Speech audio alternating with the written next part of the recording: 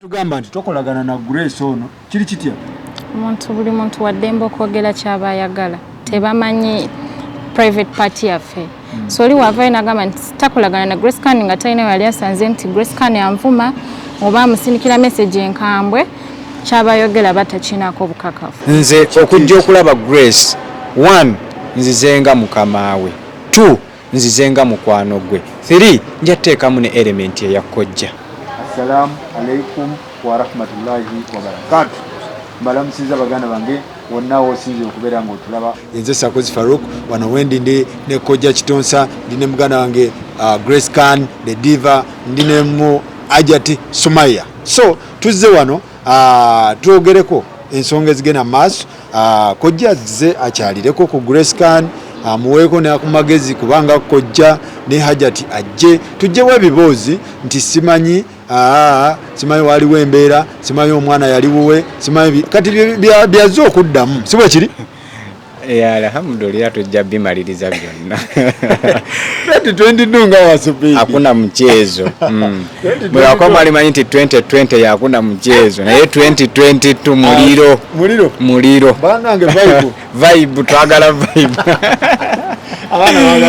Ana bagala vibe. Kojja soka weyanjule. Nja kusooka mbalamuseko mu kiramuso ekyamanyi nti assalamu alaikum wa rahmatullahi wa barakatuh. Nja kwongera ku vibe. Nja kusooka mbalamuseko n'ekiramuso ekyamanyi nti assalamu alaikum wa rahmatullahi wa barakatuh. Nze Kojja Kitonsa, Kojja w'eggwanga. Abamu mugambe eyo nti the love doctor. Nchitwala Ochitwala? Nchitwala ate munnange. Nze emitima egimenyese nze njikakkanya. Wagikakkanya? Kojja. All right. Grace. Wanje. Nkula musiza. Nange wento sebu. Twagala vibe. Njirimu. Tondaba. Ogamba Grace. Ngamba bulungi taata ogamba otya. Soka weyanjule abatakumanyi n'abakutegeera bakutegeere. Amanya nze Grace Khan the Diva. Ndi mukyala muyimbi. Ate nga ndi mama Ilona, mama Grana, mama Aisha. Kyoyagala kyompita. Mama Grana, mama Aisha. Mama Ilona. Omwana alina amannya ameka? Alina amannya mangi ate era nkyamutuuma. Biwendaga mutuuma. Ojja mutuuma? Alright. Ajati weyanjule. Assalamu alaikum wa rahmatullahi wa barakatuh. Amanya nze Musawo Sumaya.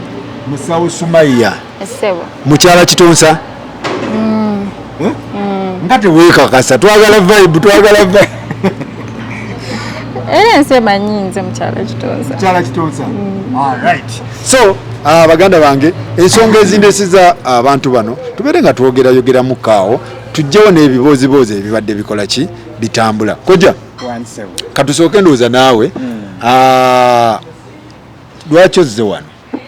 Kibadde kinkakatako actually nakeerewa n'okkeerewa nze nandibadde omu ku basooka okujja naye olw'okuba nti nafunamuko challenge ezindi up and down nga siriiwo naye era bwe nasetoli nze nga nkomyewo naye mbanga nnina okujja kubanga kinkakatako Grace nga ye mukwano gwa family ate mukwano gwange ate muwala wange ate nali mujjeemu ku ssente yali abaddeko nga tukola ffenna so bw'oba n'omuntu ebintu ebyo nga bwe bityo nga bibagatta atuuka n'afuuka muntu wammwe so bw'afuna ekizibu oba bw'abaako n'ekintu kyatuusemu nga kya ssanyu tuba tulina ossanyuka naye bw'abaawo nga kizze nga kya nnaku of course ebbanga lye tubadde naye tuba tulina okubeera naye omanyi bagamba nti atajjukira byadde takola ki tagaba so kati ebbanga lye nabeera ne Grace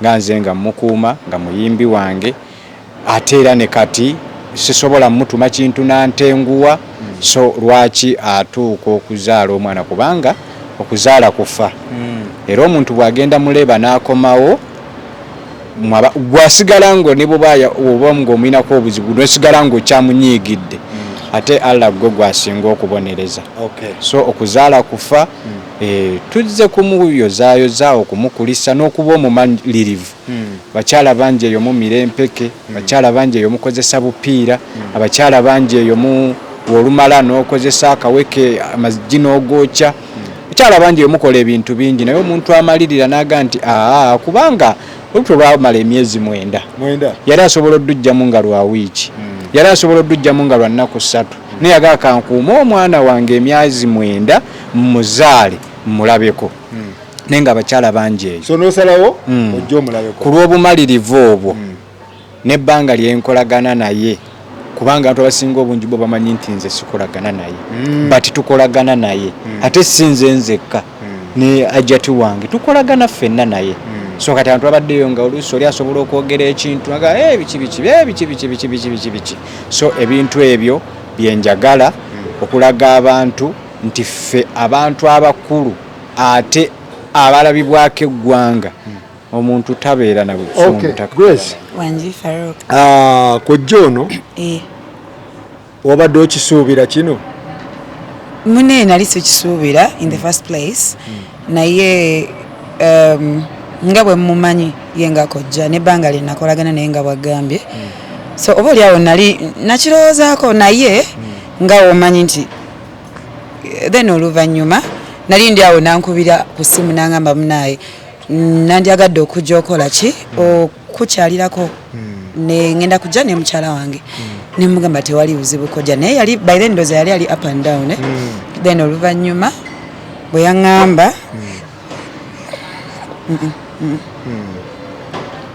oluvannyuma kasita bwe yamala okuŋŋamba nti agenda kujja akaaba bebi akaaba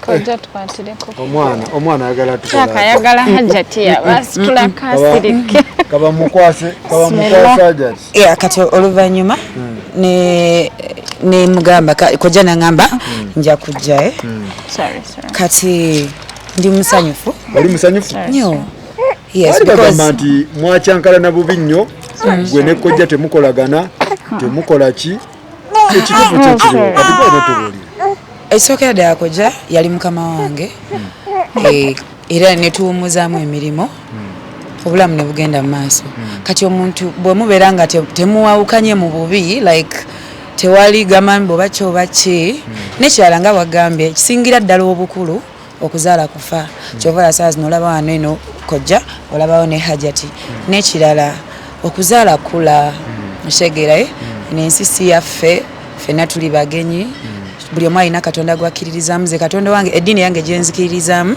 oba oli awo si eya Kojja ate si eya hajati naye katonda y'omu so katonda wabeera nga y'omu nze sisobola kufaayo ku muntu ayinza kunjajinga nti oba ki oba ki nayinza omutima gwange gubeera free tokolagana n'ajati oyo omukyalo oyo tokolagana naye sisobola butakolagana naye ng'ate ngenda nakubeera ambassador wa one of their products kitegeera kati ffenna tuli banoonyi mu njogera eyaffe eri mu kuyimba abanoonyi omukozi yes kati I don't think no nokwogera twogera hajati kati agambye nze ndi mwana ate ndisigala ndi mwana paka yes kati ono muzeeyi hajati batugamba nti tokolagana na Grace ono kiri kitya buli muntu waddembe okwogera kyaba ayagala tebamanyi private party yaffe so oli wavayo nagamba nti takolagana na Grace Khan nga talina yali asanze nti Grace Khan anvuma oba amusindikira message enkambwe kyaba ayogera batakinako obukakafu era ne Grace Khan lwe yazaala twamuweereza obubaka ne takinga concern lwakuba Kojja abadde up and down nga tesobola kujja nzekka nenga kanguminkirize paka Kojja wana settlinga then tujje tulabe ku mwana hajati lwaki osazeewo okujja gwe kyekisinze okusikiriza okujja anti Grace Khan nga bagambye nti agenda beera one of the ambassadors of our products so tuli family nti omukwano guwaddeyo emabega nga twogera lwakuba nti abadde akyali muzitonga ebimu tasabikwasaganya at the same time naye ne tumulinda amale okusumulukuka then business zisooke zikole ki zitambule maaso kati okugamba nti tetukwatagana ate nga tulina business naye mba sikyekakasa so Grace Khan tomulinaako nziro simufunangako obuzibu bwange era ne video zange zirina nga enjoy ku Facebook okwo twagala vibe omukyalo oyo tamwagala tebakolagana kati twagala vibe entuufu nze number one fan we by the way nze number one fan we era twatambula ngamba Kojja nterako kali akayima ka Grace Khan nja kufa naye dali kiri wano simuinako Grace Khan tomulinaako tabu ndi musiraamu ate muganda wange. Obusiraamu buli muntu aba muganda wo, buli muntu aba brother wo. So okuwalana omuntu tekyetaagisa. Solokera ku makya nga mwetaaga, asolokera ku makya nga neetaaga. So buli omu yeetaaga mune mu nsi muno. Ebintu byensi tebirina tumalamu. And we always have to leave that past behind. All right. Yeah. Kojja. Tudde ku kyolubuto kuba bagamba ngaawo nga omwana yakafuna olubuto. Olubuto lwa Kojja biki ekintu ky'olubuto gwe kiri kitya kuba obozze kebera mwana bugere. Ekyo nja kyogerako nti buli muntu waddembe okwogera kyayagala. Kozi toyinza kugaana muntu kulowooza ndowooza ye ffenna tuli banjawulo. But sigamba nti ntegedde mwana. Nze Grace yankubira ng'olubuto lwa myezi 2. Nangamba Kojja nfunye olubuto naye nkoze nti nemugaba omuntu yenna akula. Ebifo eggwanga liggale music temuyimba. Kozesa chance eno ozaala omwana wo.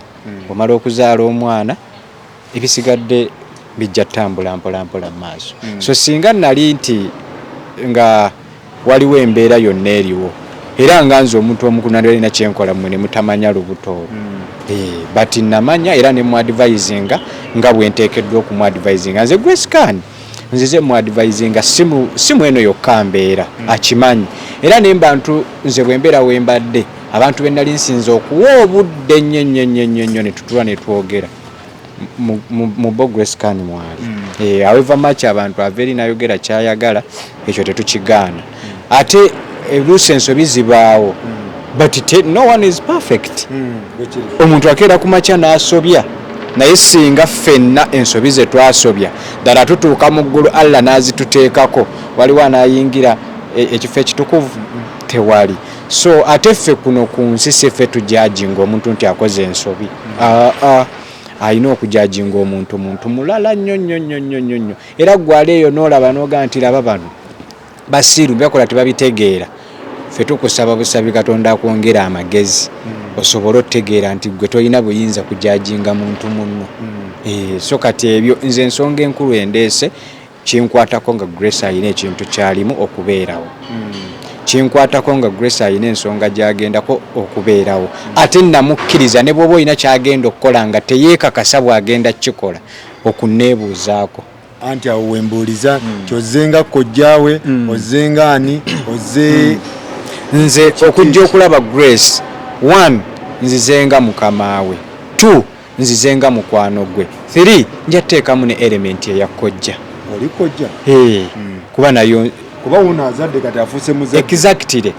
Nzizenga mukwano gwe, nzizenga mukamaawe, nzizenga Kojjaawe. So byonna era akwate simu nangamba Kojja mbadde nkyalinako wendi katono naye mbadde nsaba nve wunzire mu 2. Respect jamba. So ampa respect. Kati omuntu yenna omulala okwogera ekintu ekirala ekyo twakireka it is okay. So kuba bagasalangaawo omwana wa Kitonsa. Of course. Grace Khan muwala wange bwazaala omwana aba wange.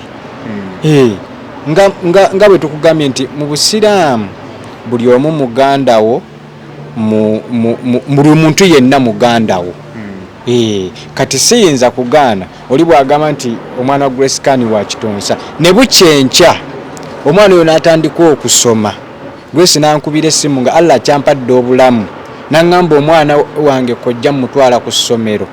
Wallahi nga nkyali mulamu njagula ekitabo ekimutwala ku ssomero agenda asoma. Kubanga ye Grace akimanyi. All right.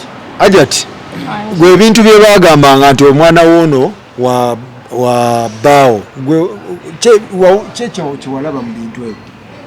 Sina kyonsobola labamu kubanga si bituufu. So nagambye nti ensi ogireka ne tosobola kuvayo kunnyonnyola nsi kikyoli. So oleting ensi nekujajinga kyeyagala kuba weemanyiko ekituufu.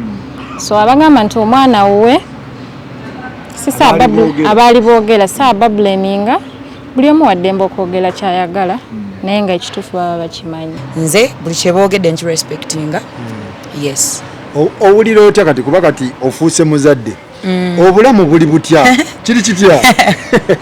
Omwana ye nga ye anyuma nnyo kale newankubadde manya okuzuukuka ekiro kibiki nga omanyi era naye era when you're a mother obeera you not be expecting n'ekisingira ddala obukulu kubeera n'abantu abalungi abakolagana naawe abakukkiririzaamu nga Hajja tubayogedde she's my fan Kojja mufani wange ate me have people bakuwa ku magezi ne bagamba kino ekibayo ekiti so I'm enjoying motherhood yes obwamaama bunyumira si bwejjusa sijja kulima tewejjusa biki ebikunyumiramu ebinyumira bingi bwe ntandika obimenya tusulawo kati so I'm so grateful omwana ayina ewaabwe omwana kwegamba omwana ye omwana ayina ewaabwe yes ekyo kyekisinga obukulu omwana kasaba n'ewaabwe omwana huyo Hajati Aisha so I think I'm very fine endongo yazzeemu ngenda kuba muziki amanyani yagamutuuma amanyani yagamutuuma nedda of course abeewaabwe bagamutuuma kati ekyo tukiribuuke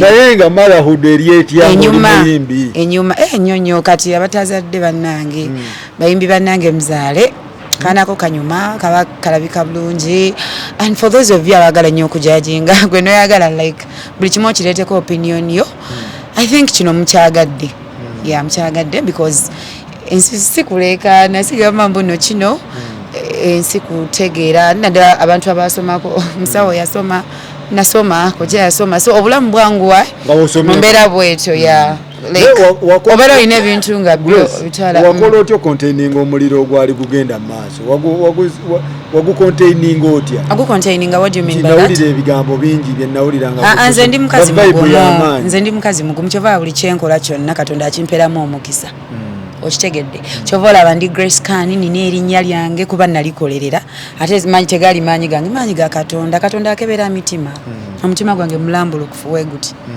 kati nazadde ngenda kuba ndongo kitegeera nkole concert bwe mala okukola concert mpite bantu bange Hajati muyite Kojja tageragana ku tasagana gula table obulamu bwe butwe butambula naddala mu business huyo ngenda nafuka ambassador wa product jetutanaba ku mentioninga so Kojja wanji kuba kati Grace muwalawo yafuuka kati maama ate goli Kojja bwe nkugamba nti muweeyo akagambo kabakulu mbankoze bubi nga tokoze bubi nze Grace buli lunaku twogera era nsiba mubuulira ekintu kimu obugumiikiriza mu bintu byonna buli kyoba ogenda okukola biwanguza omuntu asobola okujja n'omuliro ng'agenda kuvuma nakusera ali wansi n'omutunula butunuulizibwa oti ababadde awo nga basuubira omuddiza gwe n'otamuddiza avaawo gwe bajajinze tiikala oli najja ng'ayomba bw'atyo ate omuntu n'atamuddamu so nze nsiba mugamba nti byonna challenges mbulamu zibaawo but obugumiikiriza kintu kikulu nnyo ekyokubiri okwongera okusembeza akasengejja mu byabeera agenda okukola n'okwogera biyise mu kasengejja ebigaanidde waggulu bireke biyise mu byoba oyogera bye bibeera ebituufu kyekyokka era nze buli lwembeera neze mugamba ebyokunyonyola nsobola okuba n'ebingi but mbulamu kyenjagala otegeere nti omuntu agumiikiriza embeera yonna ebeerawo si buli kade ntujja kubeera mbudde bwa mirembe challenges mbulamu zibaamu ne challenges engeri gyezzeemu naawe yengeri gy'obeera ogyandolingamu ate ebiseera ebisinga nakitegeera abantu abasinga obungi waliwo ankubira essimu nagaa nti wabula oli omwana yali akola bwati ne kati mukakkamu akola ti n'agumiikiriza n'azaala gwe wali okisuubira nti tasobola kuzaala ndowoozayo ng'omuntu but ye ng'omuntu alina naye kyayagala mbulamu kyova olaba nti buli muntu byayagala bikola ki byawukana abamwe batujajingira waliwo abayagala oyagala ekyo kyayagala ate nga tekisoboka kati oli kwasinziira okujajinga kale yandikoze bwati gwe lwaki tokola bwotyo n'obeera nga ye kyali okitegeera so kati kanturekerawo okujajinga ng'abantu buli muntu alina paati y'obunafu bwe weeri ne paati y'amaanyi ge wegali so kati gwe bonesigama ku paati y'amaanyi go wegali ojajinge munne ku paati y'obunafu bwe webuli ekyo kikyamu Hajati Grace omusibirira bubaka ki mukyala munno Grace kyenyinza omugamba nti butawuliriza bintu byonna buli omu kyajja n'ayogera n'akitwala alina okusooka n'asengejjamu omuntu osobola ozaala bebi wo bw'ati naye si buli omuntu abeera akikwagaliza nakale Grace azaala ate nze nga sinazaala. So buli achievement omuntu gyatuukako mu bulamu bwe waliwo gweluma. So alina okuyiga okwawula ono mutuufu gyendi ono si mutuufu, ono alina kyanjagalako oba ono talina kyanjagalako. Abantu abamu baagala olwokuba alina erinnya bamukozese batuuke gye balaga ate nga bo tebalina kye bagenda kola ki kumugatako. N'ekirala she's very strong, ekyo kyo kyemmanyiiko seetaagana kimugamba. Yeah, she's very strong, byonna byonna byayitamu naye n'aguma n'azaala omwana we amulabiridde, so she's very strong, she has to be credited on that. Yeah. So musibirira ntanda kinga nga mukyala nga nakazadde w'eggwanga nga mama baby nakawere. She has to keep hustling kuba kati mama no ababa badda spending emitwala 5 olunaku alina okukendezaako na spending 200 kuba tulina savingira omwana ono omutaakoze eki gwe twazadde ayinza olwala ayinza okwetaaga kino, so she has to be alina okuyiga okusavinga n'okwekolerera, tetulina dependinga ku byabalala nti oba omwami wange alina kino no fenga ffe abakyala tulina okukola ki okwekolerera ate nga nkimanyi mukyala mukozi so ajja sobola okituukiriza ekyo. Grace wanje ajati omuwulidde byagamba mawulidde nti abasajja tebeesigika asobola okudisappointinga anytime naye nga gwe obaddewo otya okitegeera. I know. But things happen every day. Buno bwe bulamu bwe tutambuliramu buli muntu alina engeri gy'atambuza obulamu kuba Katonda kyaba yakutegekera okitegedde. Kati mu mbeera bw'etyo nze ebigambo bya Hajati byonna mbitutte ate era nga we nagamba era woozaala okyuka kitegeera yes oyiga okumanya nti nyina obeera omuntu omulungi mwene ensi kuba kati nyina kyenwanirira nina omwana you get. I'm very proud. Biki bye wayigira ku Kitonsa nga muli mwenna, biki bye wamufunamu, biki bye wamufunamu oba biki bye wamuyigirako? Of course Kojja ekisingira ddala obukulu ya supporting a music wange. Yes kubanga kyekyo kyensinga okwagala mu bulamu kuyimba. Njagala nnyo okuyimba n'obulamu bwange bwonna. Ya supporting a music wange Kojja alina we yansanga ndi nanyongerayo nembeera wakabi kyokulaba namuyigirako omusajja musirise nnyo.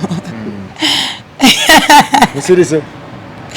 Musirise so nakiyiga newankubadde nzi munaye siri musirise nnyo sijja kulimba siri musirise ndi mwogezi n'ekyo nakiyiga mu lwansonga bw'obeera nga omanyi okwefuga yeefuga you get so alina ekitiibwa alina respect namuyigirako ekyo and he's friendly so are you happy? I'm very happy. Nga bali wano. Ekyo kati nkiddamu ndoza gwa kutaano. I'm very happy. Neyanziza nnyo okubeera nti Kojja aze wange ne mami Hajati okubeera nga bansuulidde omwoyo mune okuzaala kufa obeereyo omuleeba munange olina byoyigirayo bireke sabinyonyola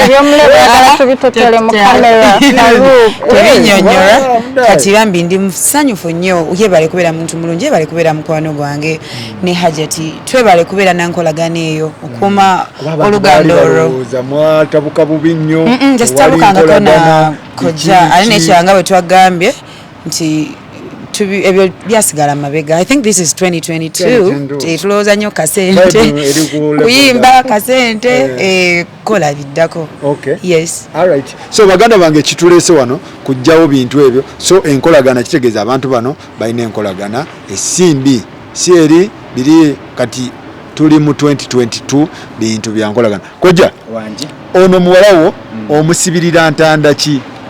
Grace ye nagamba sina kati wokka ye musibirira entanda naye kati focus tugenda giteeka ku muzukulu wa Foli omwana omuto omanyi omwana bwazaalibwa alina challenges zasanga ku nsi ekimukaabya ng'azadde era muzaala n'atakaaba nsobi omwana bw'atakaaba nsobi ekimukaabya atuuka mu nsi erimu ebizibu alina okukaaba ajeraligira bagitya nnyo ne kati ngaffe abantu abakulu abakuze tulina enteekateeka eri omwana omuto ng'oyo nga amaze okuzaalibwa era kano kasabuuni koolaba ngenda kukawa Grace abeere nga akanaaza ku Aisha muwala wange muzukulu wange mwana wange kwega byonna ngaffe bakojja tuteekateeka ki abaana naye kati omwana ono si kino abasinga obungi bagenda nnyo ne bakola ebintu ebya sirik ku baana era yankubira essimu n'akojja omwana muko ekimuga omwana njamukolera sabbuuni ataliimu siriki ataliimu ki naye ng'omunaazi asigale ng'ali blessed asigale nga akula bulungi waliwo ebikkirizibwa mbuwangwa omwana bw'azaalibwa nga bwegambye nti akaaba bazza ebizibu by'ensi nga bwetugere waliwo abataba tebayagaliza mwana tebagaliza Grace abeere na mwana bagawe yazaala ate gwe tugamba akola bwati kajja bangu mayinza erido nali muwanga muyita kajja bangu amuyita kajja bangu era nga olunkubira essimu niwe kati gwe kiki tikojja mbadde ngenda kuyimba ate gundi ansooka atya ku stage nze nina omusooka olimuga nti so kati kasabbuuni kasabbuuni kano abaana bakanaaba bulungi nnyo era tekayina tabbu era lwaki nkaleese ndeese bubiri akamu njagala muzukulu waffe akanaabe akalala njagala Grace yennyini yaba akanaaba kake yaba akanaaba era n'ekizigo kino nakyo njagala akinaabe saagenze bweru kagula nze nkeekolera era nange kennaabako so Grace kasabbuuni k'omwana kano kulwaki nkakuwaddeko kaa kali separate ekiva ewakojja okimanyi kibeeramu emikisa kasabbuuni n'ekizigo ekyo akamu kake akamu ka mwana omwana omunaazaakoko naye omwana wamusituddeko ngenda musitulako naye nga bwe tumusitulako tumuweeyo n'ekantu kaffe ke tumuleetedde akatonotono bagamba nti akatono kazira mu liiso nditwala bingi amanyi bwe luggwayo nditwala bingi aligira atya afa tatuuse nditwala bingi njagenda mulaba omwaka ogujja ogenda okulaba nga togenze naye koofunawo akatonotono kokwata ajja kutuyambako katuweereze ku buntu bwaffe obwo butonotono so Grace muganda wange owulira otya mpulira bulungi like ndi musanyufu yes ndi musanyufu nnyo okubeera nga bazuukundaba ye nabadde njala kugamba programu z'omuzzaako zirizimidde nedda katusooke tukole ssente ndongo tusooke tuyimbe programu z'okumuzzaako neera nga we nagambye nti Katonda yakola buli kimu so tosobola kweyitira kintu ate ne zino wama tewasooka mugamba nti ngenda zaala Aisha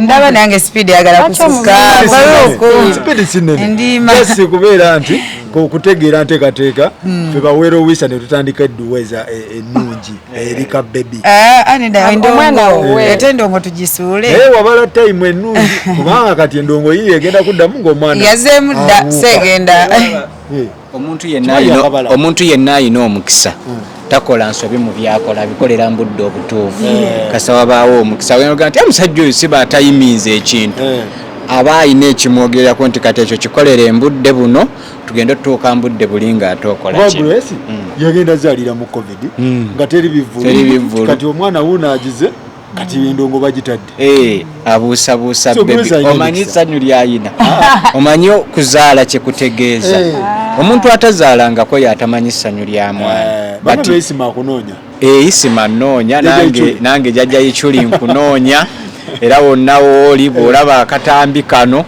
faluuku munoonye yampeerezaako ka message nti anoonya inshallah bwe kinaabanga kyekyo ekyo faluuku okimanyi nze nina 4G network tomanyi mu 4G network ayinza obba ali ku 2G network oba 3G oba 2G nenze 4G network tumuleete tujja kwogera faluuko tujja kwogera oyo tujja kwogera jajja yikyuli nga bwonnoonya nange nkunoonya sabala tusinkanya ate njagala Grace nga tumaliriza bawala banno abayimbi banno waliwo abayimbi banno abali eyo ayagala kuzaala embuto ajja mu nzije abikyebe weebityo obawa bubaka ki obamanyi ndowooza obamanyi mu indasitule mwe bali bangi abawala bangi nsobola okuwaayo tomba besigalize kakati kyendowooza mazima gali nti omwana anyuma ndi musanyufu nnyo ate ngenda kuddamu nyimbira abantu bange ate n'obwannakawere bwawedde tebunnagwa bulungi neera bwaweddewo kubanga bambi bw'ofuna olubuto totunulya kintu kyonna tunulya kintu kimu mwana wo gwogenda ozaala ate mbasabira muzaale obwana obulungi nga kalinga Ilona Amina era nange si mubi kati bambi just kyekyo bayimbi bannange bambi zaala naye tozaalira ku pressure nti olwokuba gundi azadde no wetayiminge Katonda wakikuweera please omwana muleke like muzaale mbuli mbeera yonna yonna ekyo nakibagamba nadda bazaale abaana it's nice it feels good omwana asumbuwa simayo omwana oba tasobola kulemerera Katonda emikisa agireeta nnyo by the way agireeta nnyo kati ndi wano ngenda kukola videos endala 2 kwegamba ebintu byonna byonna bisumulukuka Katonda akusaasira yes so neyaza hakika mwagimala nga siri tenaba kuggwa obudde bwonna inshallah yes bw'anaaba atuusizza okukola hakika nga yeeteeseteese hakika kintu kitono nnyo just kati mwana muwala tamenya na kumenya simbuzeemu ajati omwana omuwala mbuzeemu tuli kumbuzeemu mbweti ate yoga nti kojja neeteeseteese bulungi nnyo n'aŋŋamba kati kojja tugenda kukola hakika nti embuzi tugende mu faamu tujjeyo embuzeemu egende bakolere omwana hakika anytime fe tugenda kuyingirawo ku hakika ekintu kibeere nga kikola kibeere nga kiggwa so abantu abali eyo kino temukiraba bubi munenze bwentyo simanyi bawulikadde I don't know oba naye nga nze bwentyo naye stress tokyalina bana stress nga nyina omwana tekisoboka ekyo so neyanza nnyo bambi neyanza nnyo kojja webale nnyo omutima omulungi webale nnyo okwagala omwana wange neyanza nnyo Hajati Sumaya ate n'obwambasada nabo okwegala nabufunye nakasente jukira kampani ngenda kukolera ngagga so bambi I'm really humbled thank you so much Farouk webale naawe okutukyazaako baagala nnyo omanyi mmwe mwenna muli mikwano gyange of course muli mikwano gyange era nvudde namuwala kati zasinga okuba mukwano gwange ensi nekwagala nnyo Farouk kuba yaliwo n'omukulu faani w'omutegedde w'e London mumanyi nkutumiddeko nnyo munange mukama wange obadde ki Farouk onvuga speed mukwano gwo nnyo yabeera Sheffield mumanyi kyaliwa following data we gwamumalako so kyakabi nnyo naye nga bannange mwebale nnyo mwebali ddala tubadde wano ne Kojja ne Hajati Sumaya wekabale tubadde wano tubadde naye twamujja Kabale twamujja Kabale nze kyakabaale webale kufumba munnange alhamdulillah Allah Katonda kati emyaka okulungudde towezezza omwaka sebiri okubya 2 webale kufumba banga abaserebu tebabafumbira ngezezzaako ate nkyafumbira ddala onafumba why not Kojja webale kukwasaganya bufumbo tonswaza munnange Kabale wala gundi kikanungu kanungu wala kanungu kihi boda ya Kongo kizibu nnyo Kojja siremererwa kizibu nnyo era ekyo nkibabuulira bulijjo oba omuntu mukwano gwo oba mukyalawo challenges zibaawo but challenges ezo zihandolinze otya kyekikulu kubanga naye waliko mawulire nga bakuvuga speed nga bantu alaganya but era nze mmanyi ekyokukola mmanyi ekyokukola era nabagambwe ebirabye mwogera mujja kumaliriza mwe muswadde musajja wange baswadde yaddawa jali mwali oyo mukadde wange mwogerako mpola amawulire gagenda ne gavugaawo amawulire gano otaba na mutwe mugumu oyinza era nze wano wempeera Grace engule njamuwa engule eyo njakumuwa engule ey'omwaka wangaye Kubanga ye Gemanyi. amawulire ogakola otya But I think kasitamba nga ndi mutuufu. Ebiseera ebisinga mba mutuufu. Oba mutuufu. Oyo Kojja alimba.